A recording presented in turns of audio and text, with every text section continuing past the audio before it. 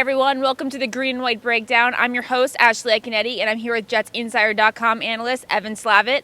Under Rex Ryan, the Jets are 0-2 against his former team, the Ravens, but this week is very important for both teams. The Jets are one game away from becoming one of the many 4-6 teams in the AFC. How do you see them winning this week and keeping the winning record? Well, obviously, we've talked about the last several weeks. Gino really hasn't had that great of a performance. But he also hasn't put together that stinker of a game 2 weeks in a row. Obviously, he had the Cincinnati game, he had the Tennessee game, and most recently he had the Buffalo game. But I don't think he's going to have blanket those tons of turnovers to start the game. I don't think he puts the Jets in an early hole. And I think they're able to keep this game close. Now, what about Ray Rice? He had one of his best games, the best game of his the season against the Bears in overtime last week. Do you see him doing that again this week?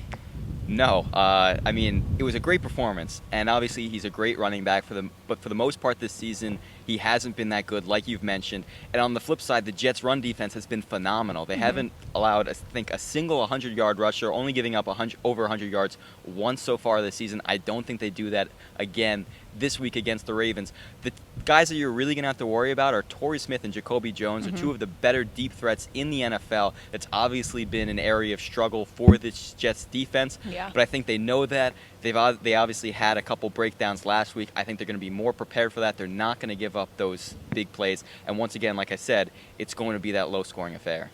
Your fantasy player of the week for the past 2 games has been the run game, but I feel like you're not going to choose that again this week.